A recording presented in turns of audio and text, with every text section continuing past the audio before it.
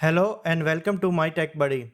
In the last video, we created a Spring container using configuration file, and in the configuration file we created Spring Bean.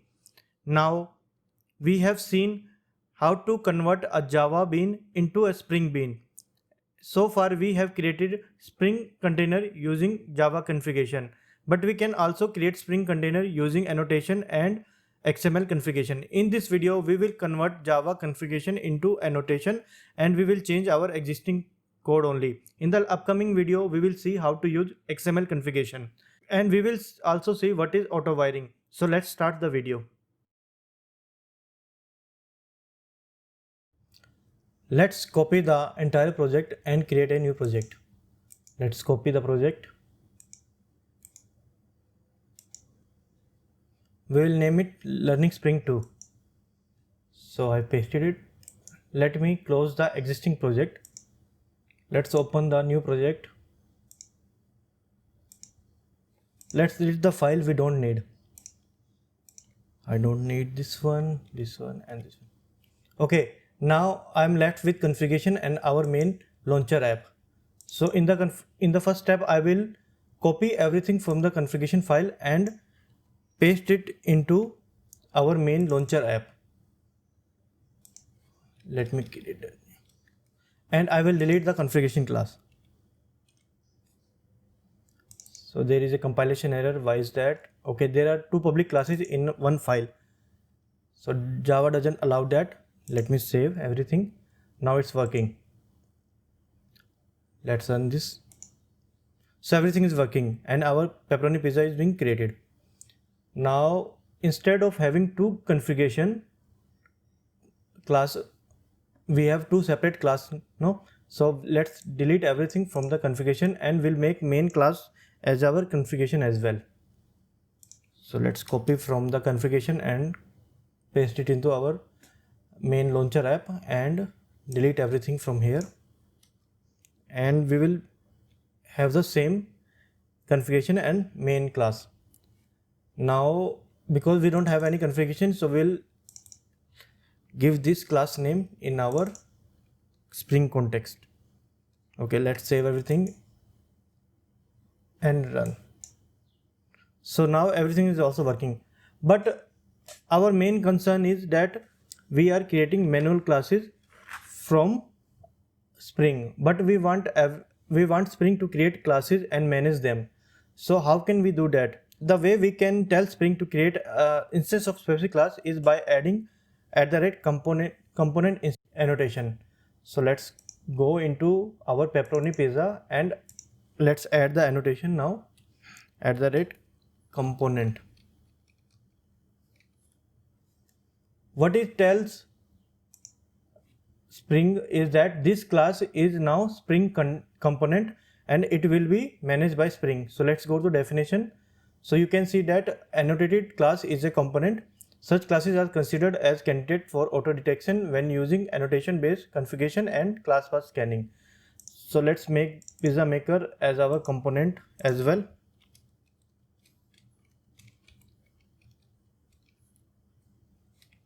Let's organize the input, and in our main class let's delete everything from here, because now we have told Spring that you can access the component classes.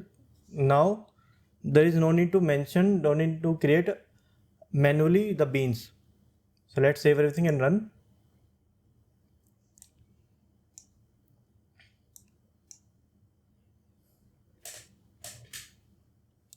But now there is an error. What is that?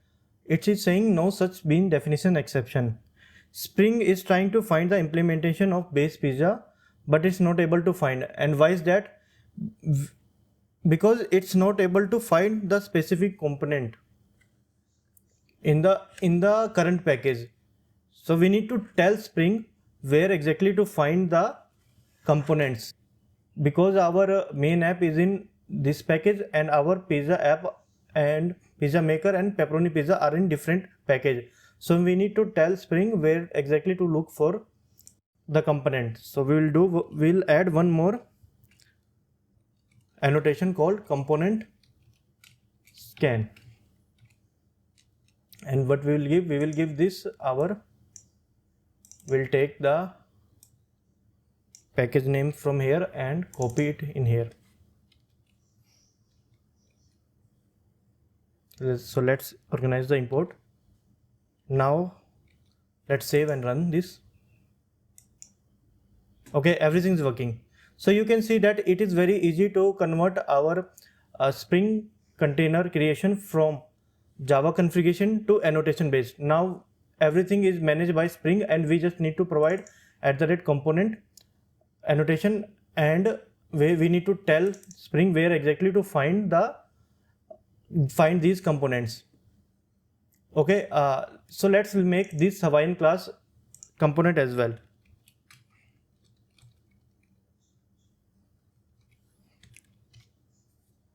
So let's see what will happen.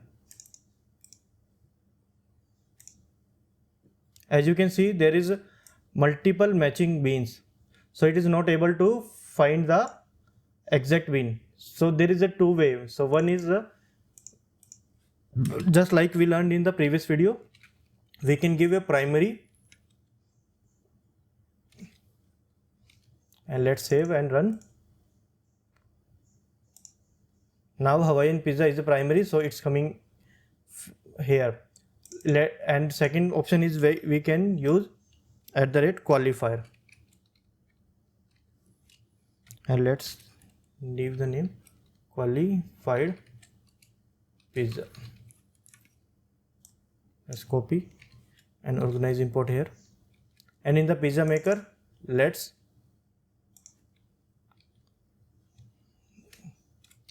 organize import and let's save. Now let's run it from here. You can see now pepperoni pizza is coming instead of Hawaiian pizza. Now we will explore the different type of dependency injection in Spring. There are three types of dependency injections which are present in Spring. One is constructor based, setter based, and field based. Earlier in our examples, we have seen how the constructor based dependency injection works. Now we will explore setter based and field based dependency injection. Let's create a new file. So we'll copy the existing file.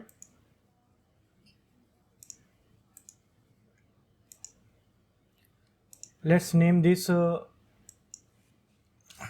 dependency injection Spring app. Let's create the dependency and the class which has the dependencies. So we'll make, and let's make a dependency class, and dependency 1, and we'll make another class dependency 2.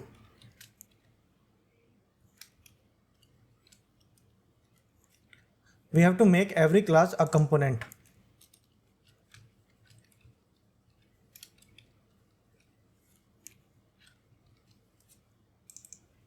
So let's go give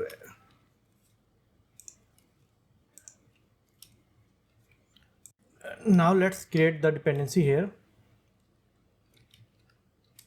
Private dependency. Let's copy the name from here. Dependency 1.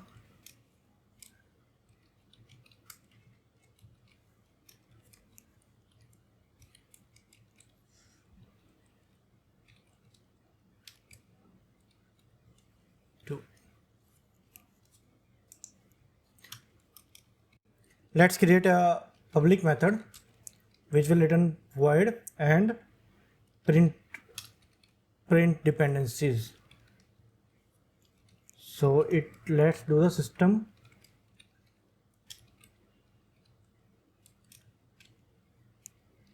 and we will use our dependency here. So let's copy it here.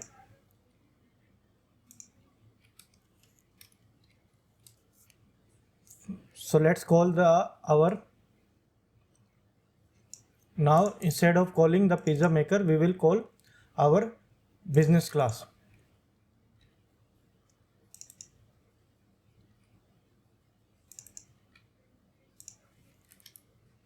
and let's call our method print dependency. So first we will try without injecting the dependency automatically. So let's see what is the result. So let's save everything and run this program. So there is no such class as business class. And why is that? Because we are component scanning in the wrong package. So if you remember last time we discussed, if we are in the same package, we don't need to give package name in the component scan. So let's save everything and run the program now. You can see now, right now, without injecting the dependency, everything is coming null. So let's first auto-wire this dependency. So first we will try by using the field based dependency injection. So let's do the auto-wiring now.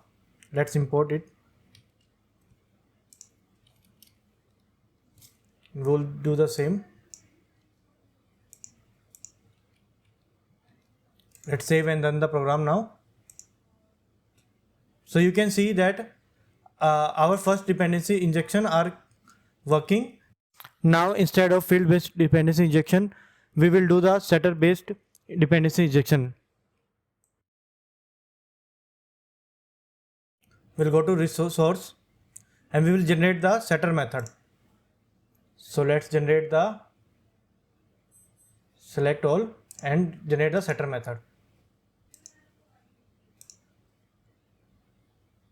So setter method has been created for it. Let's put it down instead of here. Let's put it down here. So instead of giving auto wiring here, let's do on the setter method.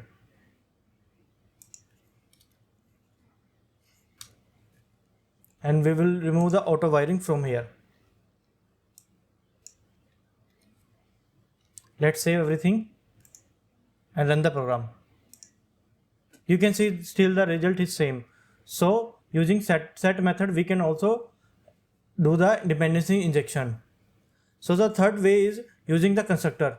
Let's create the constructor now.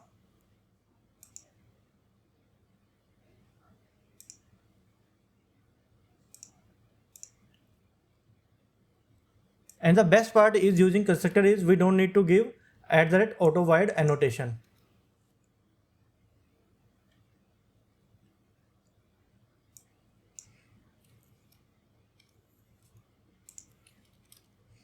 In the earlier examples also we were using our dependency as constructor dependency. You can see that here we were doing the constructor based dependency injection. So we didn't give any auto-wired annotation. Similarly, we will do in our example here. So let's run the program now. Save and run. So everything is working. So you have seen that how the dependency injection work in the live example. In this part, we explored how to create the Spring container using annotation, and we also explored how we can do dependency injection through auto-wiring. If you like the video, please press the like button and don't forget to subscribe the channel. Thank you.